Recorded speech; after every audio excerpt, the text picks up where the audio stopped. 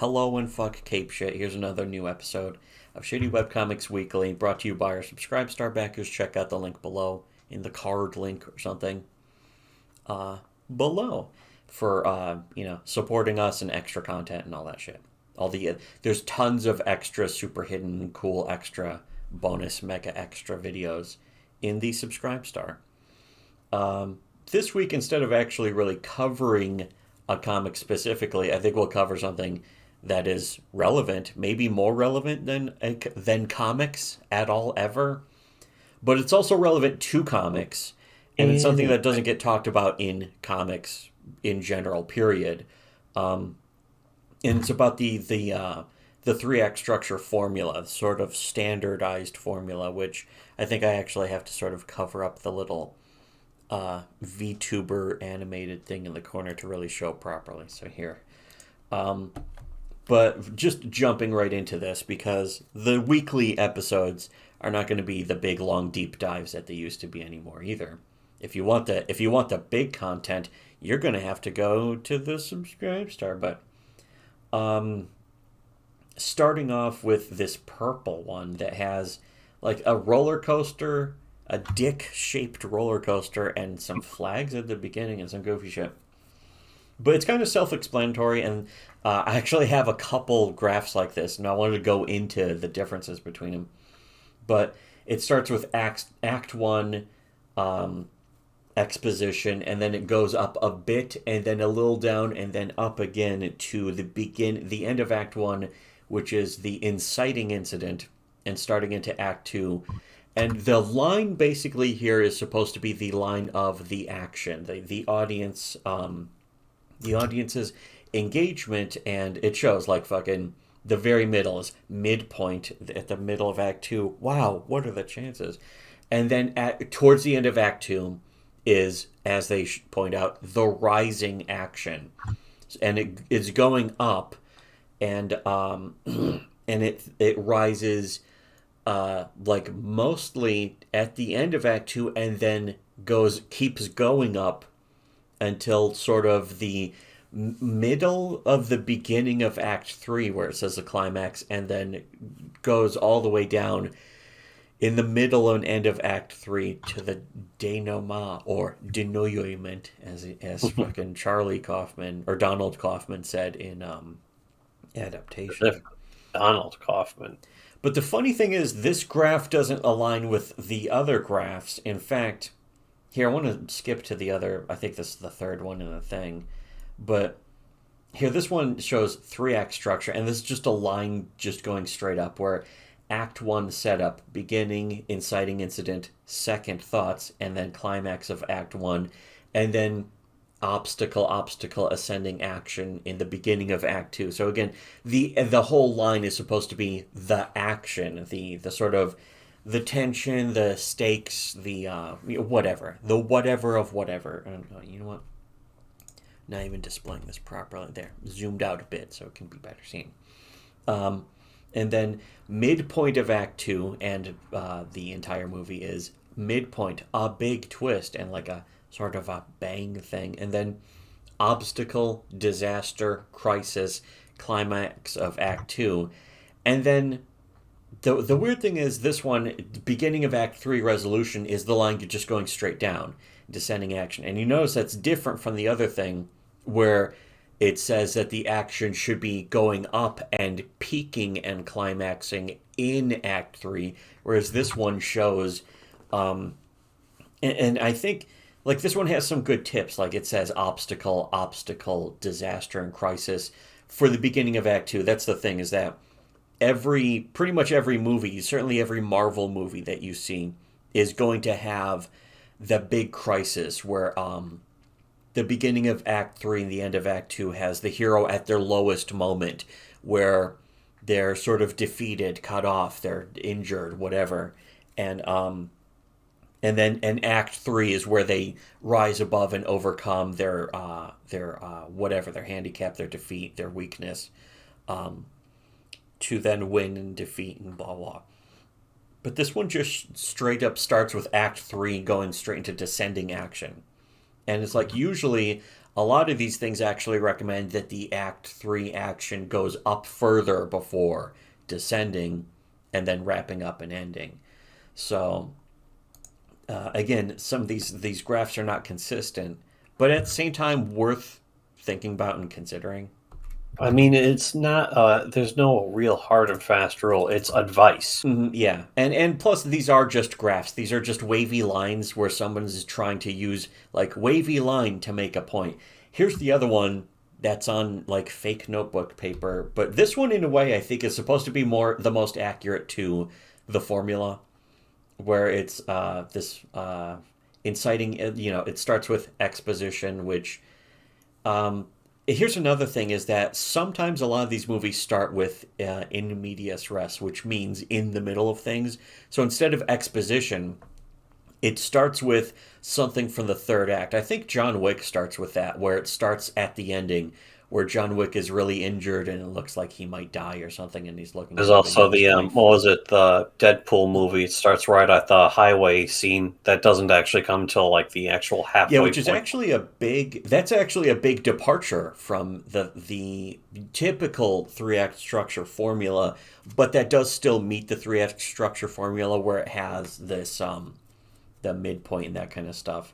And because of that, I think that's why some people criticize the Deadpool movie's structure and pacing of being like, we just watch all that stuff just to get back to the fucking this part. But it's I think it worked. I mean, it did work for the Deadpool movie. And the whole point is that it starts off with action, but also has somewhere to we go after back. that. Yeah, it starts off with action and it goes to a place where then you're becoming familiar with what happened, and then it still has somewhere else to go and to escalate from there, which is another thing that they would at least recommend and suggest in these sort of tips and this kind of thing, or within the formula, the 3-act structure. And there's another thing is that when it comes to, say, like Star Trek TNG, like you watch Red Letter Media talking about TNG, and they're like, that's a 5-act thing where it's because of the commercial breaks usually. Yeah, broken up by commercial breaks. Yeah, but also at the same time, it's got it's still sort of everything ideally works. Like a good story that is satisfying to audiences works that way because it's constantly escalating. It's constantly raising the stakes or paying them off somehow. And one of the actual other good examples of this that would be going further back would be from the TOS era of Star Trek. Yeah, the Doomsday Machine. Yeah, that's right. That one is like so expertly paced. What was the one with the Romulans enemy face thing? The original Romulan. Yeah, like the first appearance of the Romulans was Balance of Terror. Yeah, I think something like that. Actually, I don't know why I was thinking Enemy Mine. No, No, but yeah, that one also. There's also there's also the Enterprise incident. Yeah, where he intentionally pretends to be he was pretending to be retarded the whole time so that he can get on board a Romulan ship. Yeah, and so that would be like that's usually the Act 2 twist. Is not that it's in Act 2, but still the point is that there's the twist to then take it to some escalating action. I think the one about Khan, the episode about Khan, and also of course Star Trek 2, Wrath of Khan. They work like that also. Star Trek 4, the movie, though, doesn't work like that and does still work. It shows you don't have to use this formula to make it work. There do still have to be stakes, but it can work in sort of different mixtures or, that kind of shit. A different recipe. I mean, Act 3 is where Chekhov, he gets injured, and then they have to break into the hospital to treat him and then rescue him. Yeah, so there is still that, but that's not like the hugest stakes, but it is still stakes and is like, the idea. Yeah, the really, really big stakes actually come. It depends on who matters to you the most. But the biggest stakes actually come when they travel back to the future. And it's also the most boring part, though. It's like, well, like we've seen all the fun now. That it's like in a way, it's kind of a flaw because just a giant denouement, essentially. And I would prefer to call it a denouement, but it's not that. I guess Denouement. That's not how it's pronounced. Denoyment Denouement. forever. That's how I really prefer to call it. But yeah, the ending of Star Trek 4 ends with a giant denouement.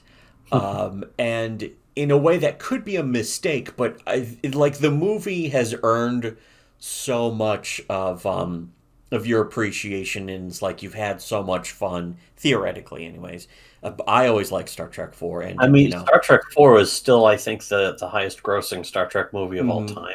Gross. But yeah, but that's a good example of sometimes how it can still work if you don't go exactly by this. But this last one we're looking at with the fake notepad paper thing and the red line with the blue dots. It starts with exposition.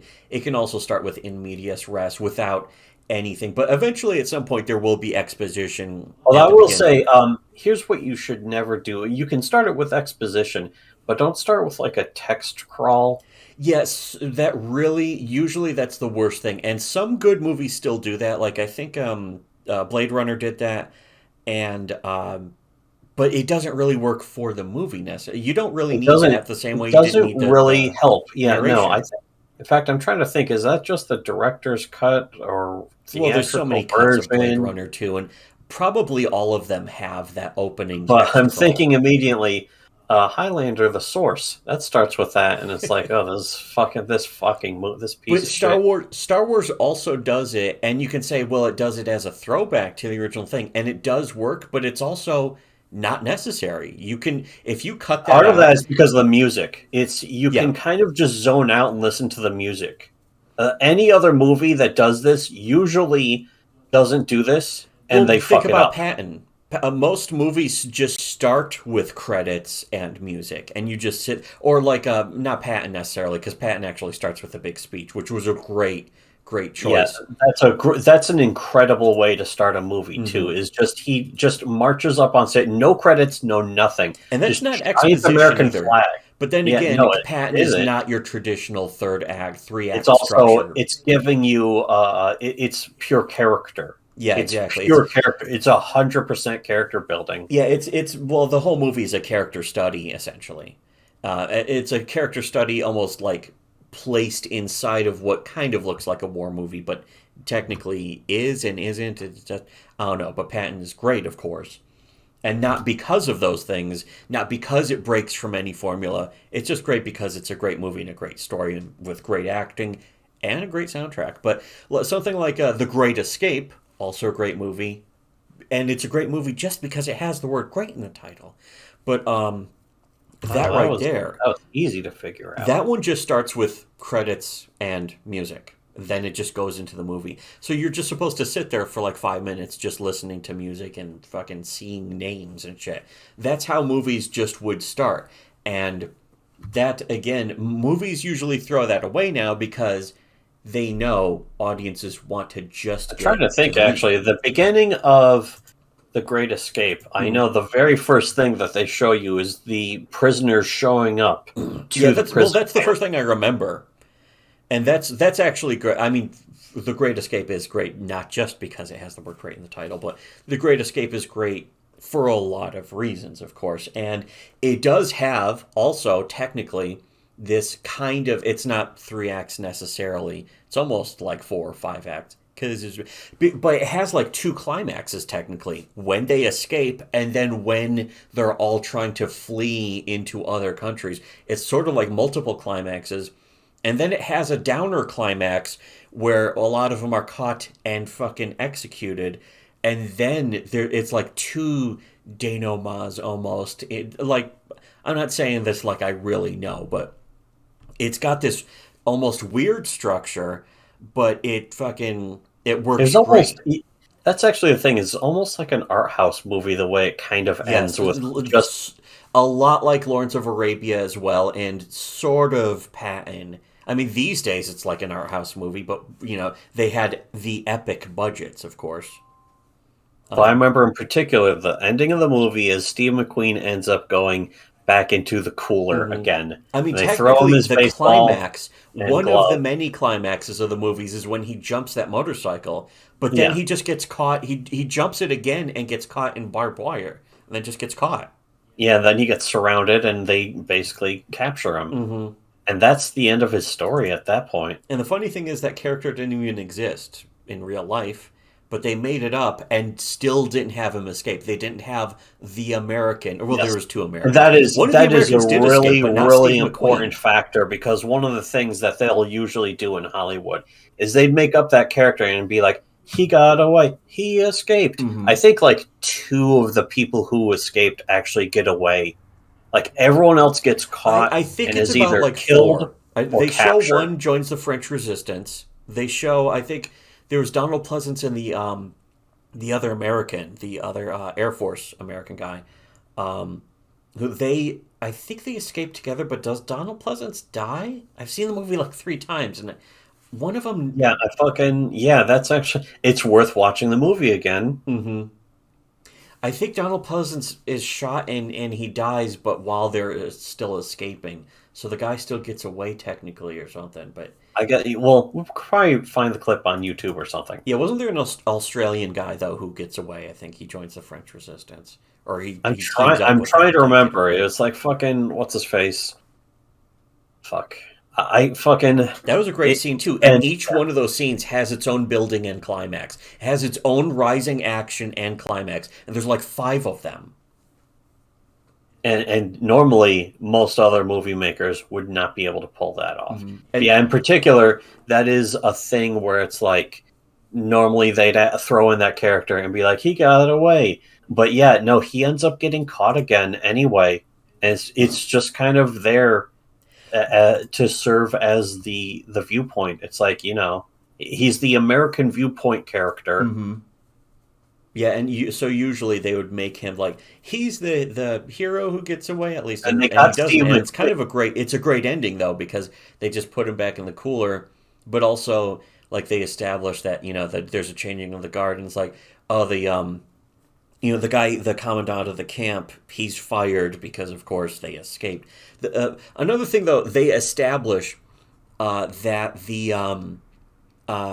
the point isn't even to escape; it's to just confound Jerry day and night and that kind of shit. It's to basically harass the enemy. It's they even state it right as soon as they're in private. Is like it's our obligation to attempt to escape. I think they even say to the commandant of the prison Yeah, as soon as they get there. It's like that it's my job to try and get out of here. yeah. It's my job to keep you guys busy. Like that's part of the opening exposition. That's also great. In fact, it doesn't just start with the exposition. It starts with a bunch of guys show up to the camp and there's like a big hay bale in a truck and they start stabbing it with a fucking pitchfork and all of a sudden like 3 guys jump out and it's like okay, you got us. So it starts off with an attempt to escape in like the first minute of the movie.